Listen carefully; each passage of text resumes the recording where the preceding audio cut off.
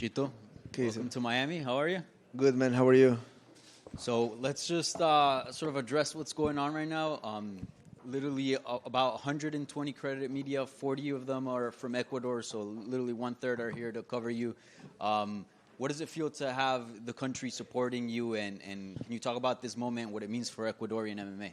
I mean, this is a huge moment for my career, and I know people in Ecuador realize how big this can be for history, for my career, and even for all the Ecuadorians to like celebrate something like could happen on Saturday night. So I prepare very well, and I'm excited about the support and the love I'm getting for the people. Yeah. Certainly, Sean and yourself, you both are fighting for the belt this Saturday, but you do have a whole country behind you. And, you've mentioned before how you would like to sort of relieve the country due to some of the difficult circumstances that they've been going through. Do you feel like you enter almost the UFC 299 with a bigger purpose? I believe I try to find bigger purposes than just the hype and fame or money, but for me, it's just by leading by example and showing the people that with hard work and dedication, you can really achieve your dreams, and you can get it done. And a win on Saturday night will definitely give my country something to hope, something to be happy for, and something that hopefully can change things. Yeah. Sean said you guys have been DMing ahead of this fight on Instagram, and he told us to ask you what the conversations were like on the DM. So I mean, he's a weird guy, dude. He likes that weird shit. I tried to stay away from it. The only thing I did was send him a picture of me back, and I haven't even read whatever he says after. I get it. I mean, one of his main tools is get on people's head, but good luck with that. But I mean, I'm gonna fuck you up, and I'm prepared for Saturday night. So he's trying to start things, and yesterday he asked me if I was ready to lose the fight. So they didn't catch my answer, which I would have loved the camera catch what I said back to him, but they only catch one side. But that's just one tool to the game, right? I'm ready for a fight. My mind is in the right place, and I'm gonna kick his ass. Well, there's cameras now. I don't know if you want to fill in the blank for I asked him to suck my dick.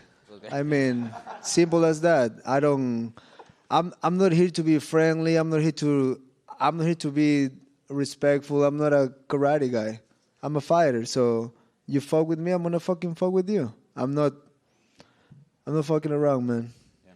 And lastly, I don't know if you've seen, but he's been beefing with Ryan Garcia. He's also gone back and forth with Ilia Topuria. And he's also been saying that he doesn't count the first, his loss to you. So I just wanted to ask you, do you see him distracted? Do you feel like he's taking you lightly ahead of this fight? I don't give two fucks about what he's doing, who he talks for. I focus about myself. I focus about my schedule, my training, my body, my mind, and whatever he's doing, I can give two fucks about him or his life. Chito, you talked about running into him and inviting him to enjoy you in that way. Do you enjoy this sort of animosity before the fight? Does it give you a little extra spice? Bro, I'm a street fighter, dude. I don't give two fucks. If you're here to and you want to throw down, we throw down. I don't grow up in a pussy ass environment like his. So if you want to throw down him or his team, trust me, yeah. I don't give two fucks, dude. You sort of mentioned that it was a weird DM, but I've got to push on you and say, what exactly did he send you that was weird? He was just trying to get to my head. The text wasn't weird. He's a weirdo. So I'm like, I'm not going to engage with you on a conversation. That's why you send a selfie back, smiling. Do you, you talk about how he's a weird guy, but do you still respect his skills, right? He has shown that he's got some great striking. Of course. I mean, everybody in front of me, I'm not taking them lightly. I know I have never said it's going to be an easy fight. I have never said in the past I'm going to have an easy fight. I'm always there for a hard fight. I'm always expecting the worst, and because the worst can happen very easily in the cage. So with me, it's not like I don't take no one lightly, but I'm not going to fucking be under you and kind of like be afraid of you. I'm gonna go as far as I can to get it done. So, and I've been doing it my whole career in the UFC. I got 10 years fighting for the UFC. I have never been on a fight that I disappoint people. You mentioned about his mind games. I'm curious for you. You could play a mind game if you just walk out there and kick him in the calf right away as hard as you can. Do you think that could get into his head? That's exactly what I'm planning to do. I'm going to get in there, and I'm going to drill a hole to his face, and then what? There's no talking in there. I know his corner likes to do the talking when we're in there, but I'm like, what are you going to... I mean, I would love my corner to give me advice to win the fight. If my corner is more concerned about talking shit about my opponent and don't tell me what to do, I wouldn't be with the people. But, I mean, the whole circle is just like, it's all a full rainbow in there, right? And we know what it stands for that these days. Chito, right here. Michael Bisping on his podcast said he had heard that you had a bad camp, in his words, and your coach kind of, like, or Aljo said it or so whatever, and then... Oh, yeah, dude. Oh, yeah. He's so fucking hungry for attention. He never got attention in the UFC. He became a world champion. He defended. He got booed in fucking Jersey against fucking Cejudo. Who gets booed against Cejudo? Holy shit, people fucking hate you. Now you're becoming a YouTuber because fighting career probably is not going well. I don't want to knock down on anybody because I want to focus on my fight and keep my karma in the right direction. But, I mean, he hurt. We have a private gym. There's no janitor in our gym. You know what I'm saying? Like, we don't have people. It's the same 3 people year round. But Saturday night, you guys will see how bad my camp was. And I'm a guy that in 3 fights in the UFC, 22 fights in the UFC, has never come with an excuse. Like most of these fighters. They always have something to complain. Oh, this and that happened. Oh, I'm going through this. Oh, I didn't have this. I have never said anything. So that should tell you something about me. And all you, fuck off, dude. You have a fight ahead. Focus on your life. You're a fucking loser, dude. And Sean was in here earlier, and he said, because Merab is weighing in as the backup in case one of you don't make it, and he said that if for some reason you didn't make it to the octagon, he would 100% fight Merab. If for some reason Sean didn't make it in on Saturday, would you also be down to fight Merab on short notice? 1000%. And you faced a lot of long, rangy strikers like Dominic and Corey Sandhagen. So I'm curious, how does Sean's skill set compare to those two? He's more of a sharpshooter. He's more of a guy that make you miss and throw a big shot. But the length is pretty similar. Even Font is pretty rangy.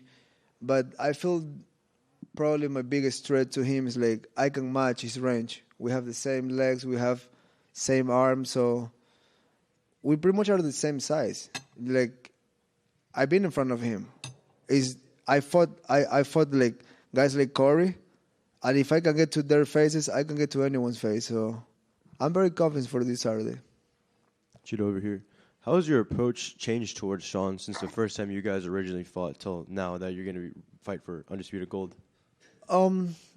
I see like this will be a way harder fight. He definitely got better. He definitely matured more. And, I mean, 2 different fighters. It's been almost 4 years, and I'm not thinking because I beat him in the first round, last fight, it's going to happen like that. To me, the first fight, it's over. I'm thinking about the second fight, and in my opinion, will be a brand new fight, brand new opponent. I know we fought, but it's just I don't like to think about the past. I like to see what's in front of me. And we saw Ilia Topuria make history in Anaheim when he beat Volkanovski, becoming the first champion to represent Georgia and Spain. And he exploded after that. So do you see this as something that could happen to you? I know you're already a huge star, but maybe potentially explode even more after this? That's what the winners get. I feel with a win on Saturday night, my name will keep growing, my brand will keep growing, but gotta win first. I feel like that's the most important thing, and I'm focused and I'm ready for Saturday night. And the focus is on Sean, but if you become champion, how do you envision your title reign as a UFC champion? I will keep it real. I will do the same thing I've been doing through the years. I will defend the belt against whoever is number 1. I'm not gonna start getting picky or try to go to a different weight class. So whoever is next in line, send it to me and just do it like that, like a real champion. Chito, right back here. You mentioned that Sean is a better fighter now. Just specifically, how do you feel he's improved? And then conversely, how have you improved since that first fight? I would say on my side, I fought all the experienced guys. I fought all the former champions. I fought the long run. I had the hardest fight to get to this point in my career, and for a guy like him, he's very talented. I'm sure he keeps evolving and everywhere. Grappling, punching, kicking. Like there's just if you don't evolve in this game, you're gonna stay behind. So I'm taking this as a big risk, but will bring a big reward. And then you talk about the long road getting here. Do you prefer having taken that road? Like at the end of the day, is it better to have done it this way? I don't know other way. I've been in this spot for my whole life. When I used to fight in South America, when I used to go to Peru, to Mexico, I never got like an easy fight. It was never like, okay, we're gonna build your record a little bit. I don't have an amateur record, so for me it was always getting into the fire and fight guys that I was supposed to lose pretty much my whole career, and that definitely gave me something or make me find something inside me that most people won't find out because I went the long run. Thank you. Thank you. Chito, over here. When Sean was asked earlier about his prediction on the fight, he said he was putting you to sleep. What are your predictions for the fight on Saturday? Winning. Kicking his ass. Thank you, Chito. Thank you. Ecuador. Arrecho. Over here, please. Over here. Over here. Hello, Chiro.